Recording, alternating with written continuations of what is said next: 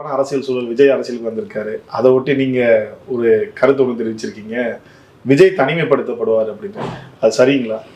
இல்லைங்க, நேற்று முந்தைய நாள் தமிழ்நாட்டில் சமூக ஊடகங்கள் எல்லாம் அதிமுகவுக்கும் விஜய் கட்சிக்கும் கூட்டணி உருவாகி விட்டதாகவும் 1:2 அந்த விகிதாச்சாரத்தில் பங்கிட்டு கொள்வோம் இந்த மாதிரி ஒரு செய்தி போயிட்டே இருந்துச்சு. அப்போவே நான் சொன்னேன் என் நண்பர்கள்ட்ட, இதெல்லாம் சும்மா வதந்தி, அப்படி இருக்க முடியாதுன்னு சொன்னேன். நேற்று விஜய் வெளிப்படையாக அதிமுக கூட்டணி இல்லைன்னு சொல்லிட்டார்.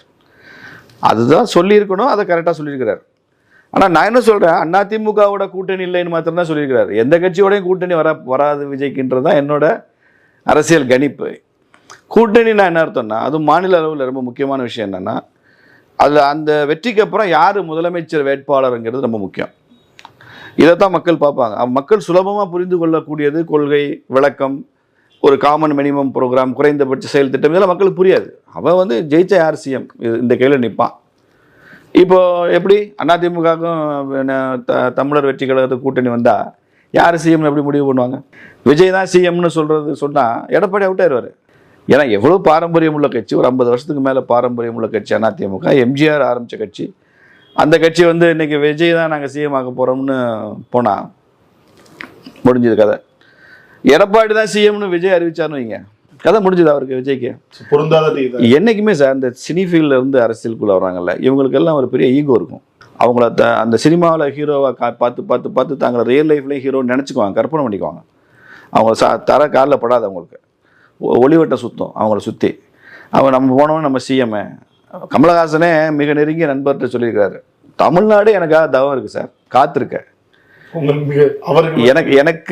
எனக்கு நெருங்கிய நண்பர், அவருக்கு நெருங்கிய நண்பர் ஒருத்தர், ஒரு பொது நண்பர் சொல்லக்கூடாது, எனக்கு அவர் அண்ணன் மாதிரி, அவர்கிட்ட சொல்லியிருக்காரு தமிழ்நாடு எனக்காக காத்திருக்கு. அப்படியே வெர்டிக்கல் டேக் ஆஃப் தான் சார் அப்படின்ட்டு இருக்காரு. வெர்டிக்கல் டேக் ஆஃப்னா தெரியுமா? இப்போ விமானம் இப்படி ஏறும் டேக் ஆஃப், ஹெலிகாப்டர் இப்படி ஏறும் 90 டிகிரியில் அப்படியே ஏறும், அதுதான் வெர்டிக்கல் டேக் ஆஃப்ன்ற. அது வெர்டிக்கல் டேக் ஆஃப் தான் எனக்கு அரசியலில் அப்படின்ட்டு இருக்கார். சிஎம்ன்றதையும் தாண்டி போயிட்டார் அவர் கமலஹாசன். இன்றைக்கி எங்கே இருக்காரு? 1.5% ஓட்டு, 3/4% ஓட்டு, பார்லிமெண்ட்டில் போட்டியே இடல. அவர் சின்ன டார்ச் லைட்டை வச்சு தேடுற மாதிரி தான் இன்றைக்கி அவர் கட்சி வச்சு நடத்திட்டு இருக்காரு. கமலஹாசனை தேடணும். பட் ஒரு 5 வருஷத்துக்கு முன்னால் கமலஹாசன் 2019 எலெக்ஷனில் 4% ஓட்டு வாங்கினார். அவரே போட்டிக்கிட்டார் இல்லையா? எங்கேயோ உச்சத்தில் போய் நின்னார். அதனால் நடிகர்கள் வரும்போது அந்த ஒளிவட்டம் சுத்தம் இல்லை சார். இது கமலையும் விஜயும் கம்பேர் பண்ணுறது, அந்த கூட்டம் அவர் நடத்துகிற விஜய் நடத்துறதை பார்த்துருப்பீங்க. இளைஞர்களோட வருகை அதிகமாக இருந்துச்சு, அதானே எல்லாரும் ஏற்றுக்கொண்டதாக இருந்துச்சு. பாதி பேருக்கு ஓட்டு இல்லைங்க சார். விஜய் ரசிகர்களுக்கு பாதி பேருக்கு ஓட்டு கிடையாது. 18 வயசு கீழே தான் நிறைய பேர் ரசிகர்கள் இருக்காங்க. அவங்க அப்படி தானே சொல்கிறாங்க, குட்டி முதல் பாட்டி வரையும் தானே விளம்பரம் போகிறாங்க. குட்டிக்கு ஓட்டு இல்லை, பாப்பா தானே எல்லாம், தம்பிகள் தானே எல்லாம் இருக்காங்க, ஓட்டு கிடையாது. நீங்கள் என்ன கூட்டம் எவ்வளோ வந்திருக்குன்னு நினைக்கிறேன் விக்ரவானில்? இல்லை, அவங்களோட கணக்குப்படி 10 லட்சம் பேர் வந்திருப்பாங்கன்னு சொல்கிறாங்க. அரசு போலீஸ் துறை ரிப்போர்ட்டு 3 லட்சம் தான், 3 லட்சத்துக்கு கீழே தான், 10 லட்சம்லாம் இல்லை. சரியா? இப்போ நான் ஒரு கால்குலேஷன் சொல்கிறேன்.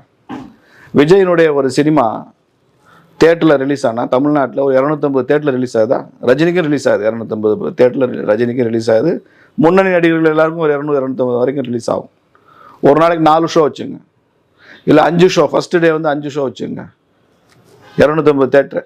அப்போ ஒரு நாளைக்கு ஒரு 1000-1200 பேர் படம் பார்ப்பாங்களா? முதல் நாள் படம் பார்க்குறேன், விஜய் படத்தை பார்க்குறேன், ரசிகன் பார்ப்பானா? இப்போ பப்ளிக் போய் பார்ப்பாங்களா? ரசிகர்கள் தான் பார்ப்பான். அது 1000-2000 கொடுத்து பார்ப்பான்.